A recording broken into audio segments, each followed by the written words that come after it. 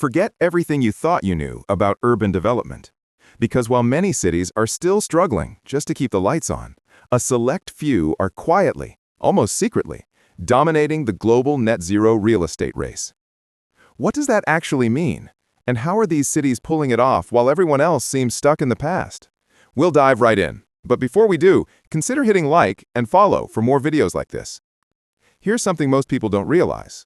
Real estate produces a massive share of global emissions. Every apartment tower, every office block, every construction site pouring concrete like there's no tomorrow, all of it adds up, and it shapes our climate more than any other human-made system on Earth. But here's the twist. Something extraordinary is happening. Beneath the surface, a quiet and honestly kind of savage global competition has started. A race not for height or luxury or skyline dominance, but for survival. Cities across the world are battling to build the first truly net zero real estate ecosystems. And the winners won't just cut emissions. They'll reshape their economies. They'll attract the talent and investment every city desperately wants. They'll invent the technologies the rest of the world will rely on. They'll set the blueprint for the next century.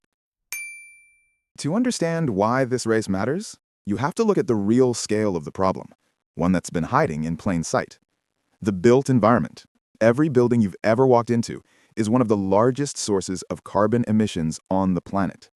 In many cities, buildings pollute more than cars, buses, and industry combined. Why don't we notice? Because building emissions don't come out of one giant smokestack labeled bad. They come from millions of tiny decisions happening every single day. The heating that keeps us warm, the cooling that keeps us alive during heat waves, the lights that stay on in empty rooms, the elevators, the water systems, the servers that hum endlessly in office basements. All of this is called operational carbon, the constant energy demand of modern life. But the story starts long before a building ever opens its doors. Mining raw materials, manufacturing steel and cement, transporting them across continents, then constructing the building itself. These steps release huge amounts of carbon. This is embodied emissions. And in many modern developments, it actually outweighs decades of energy use inside the finished building. Together, operational and embodied carbon make real estate one of the most consequential climate battlegrounds on Earth. Heating, cooling, lighting, construction, cities carry enormous carbon loads. If real estate doesn't decarbonize, every global climate target collapses. So, what does net zero actually mean? A net zero building isn't just green. It's not an aesthetic choice. It's not a marketing buzzword slapped onto a brochure with a leaf on it. It's technical, measurable, verifiable, deadline-driven. It means ultra-efficient energy performance, clean heating and cooling systems, renewable energy supply, deeply reduced construction emissions, and monitoring to ensure it actually performs as promised. This is engineering with the future in mind. And this is where the race begins. Cities are competing not just for environmental leadership, but for investment, talent, resilience, and long-term economic advantage. The first cities to crack the code of net zero real estate aren't just helping the planet. They're becoming magnets for capital, innovation, and people. The net zero race isn't only about cutting emissions. It's about deciding which cities will thrive in the world that's coming and which will fall behind. Around the world, hundreds of cities have pledged to cut emissions, but only a few have moved beyond promises into actual transformation. These are the frontrunners. The cities proving that net zero real estate isn't theoretical, impossible, or decades away. It's happening right now. And what's most surprising? Their success isn't the result of one brilliant initiative. It's the result of bold, coordinated action across entire urban systems. Let's start with the city many experts consider the global gold standard. Copenhagen has a reputation. It gets things done. And nowhere is that clearer than in its energy systems. For decades, the city has pushed aggressive building codes that force new developments to use as little energy as possible. These aren't gentle suggestions. These are do it or the project doesn't happen requirements. But the true magic lies underground.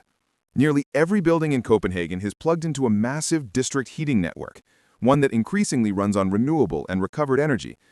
Instead of thousands of individual furnaces burning fuel, heat is produced cleanly and centrally, then delivered to the entire city. In neighborhoods like Nordhaven, you can see this transformation in real time. Low-energy housing, smart energy systems, walkable streets, and bike-first planning. Energy use has dropped dramatically, not because of one flashy project, but because the system is designed to make every building efficient. Copenhagen proves something powerful. When a city treats energy like shared infrastructure, decarbonization isn't just possible, it becomes inevitable. Across the ocean, Vancouver is taking a different path, one defined by clear rules and relentless retrofitting. The city has committed to ensuring every new building is zero emissions by 2030. That means no fossil fuel heating, no energy waste, no vague sustainability promises. Developers know the rules. Designers know the targets. And because the expectations are clear, innovation has exploded. But Vancouver didn't stop at new buildings. It's tackling its older ones too. Mass-scale retrofit programs are already underway, swapping out old equipment, upgrading insulation, and slashing energy use citywide. The results are visible. Mass timber towers that reduce embodied carbon, green roofs across the skyline, and entire neighborhoods undergoing deep energy upgrades. Vancouver's message is simple. When regulation is clear and incentives align, progress accelerates. And then there's Singapore, a city that faces brutal heat, limited land, and relentless energy demand, yet somehow it has become one of the most innovative net-zero players in the world. The city's Green Building Master Plan sets strict performance standards for new developments. Buildings here don't just look futuristic, they operate like finely tuned machines. Cooling, the biggest challenge in a tropical climate, has become a driver of innovation. District cooling systems, next-gen air conditioning, and advanced insulation dramatically reduce energy loads. Singapore also excels in vertical greenery, widespread rooftop solar, and smart building technology. In some districts, entire clusters of buildings share energy data and optimize consumption together. And because Singapore is a city-state, its agencies, utilities, and developers move with rare alignment. Scarcity has fueled innovation, and innovation has delivered solutions the world is now studying closely. When you study the world's net zero frontrunners, a pattern emerges. Their progress isn't luck. It's the result of deliberate choices working together like gears in a well-designed machine. Policy power. Cities that lead don't hope for change, they legislate it. They adopt strong building codes. They cap emissions in new construction. They provide incentives for deep retrofits. They fast-track approvals for high-performance projects. Cities that mandate change move faster than those that merely encourage it. Clear rules don't slow innovation, they spark it. Technological breakthroughs, smart grids, district energy networks, heat pumps, thermal storage, advanced insulation, mass timber, circular construction, digital twins that monitor and optimize buildings in real time. These aren't futuristic experiments, they're already deployed in the cities winning the race. Public-private partnerships.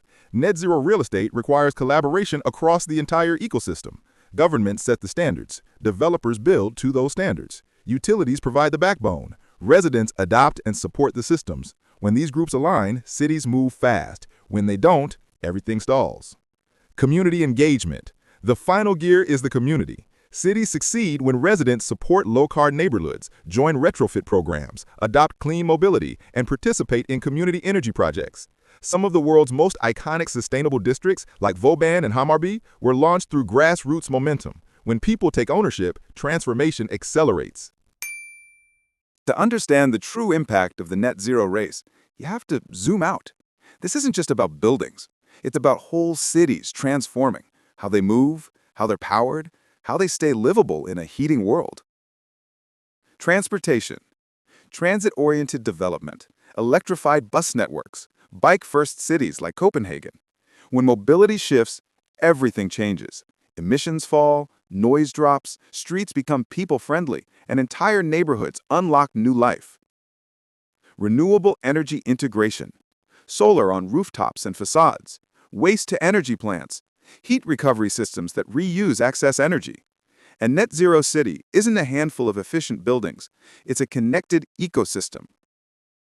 Public realm and green spaces. Trees, water features, parks, shaded corridors, these aren't decorative. They are climate infrastructure. They cool cities, filter air, reduce heat waves, and protect vulnerable communities. Benefits for residents. Lower energy bills, cleaner air, quieter streets, safer mobility, healthier neighborhoods. Net zero strategies improve daily life, directly and measurably. The cities leading today didn't begin with perfection. They began with choices. And that means the next wave of climate leaders could come from anywhere. City-level actions. Adopt clear net zero codes. Require energy transparency. Fund retrofits. Use public procurement to force market change. When cities lead boldly, everyone else follows. Developer and industry actions. Choose low-carbon materials. Design long-lasting, flexible buildings. Use digital energy monitoring. Adopt clean construction equipment. Innovation isn't optional. It's the baseline. Citizen actions. Support retrofit programs. Choose efficient buildings. Join community energy or mobility projects. Vote for leaders who commit to climate action. Cities don't become net zero without the people who live in them. Look at Copenhagen's wind turbines spinning across the horizon. Look at Singapore's solar rooftops glittering in the heat. Look at Vancouver's mass timber towers rising cleanly above the skyline. Look at the kids biking to school, the families living in healthy, efficient homes, the neighborhoods cooled by parks and green roofs. These aren't scenes from the future. They're happening now.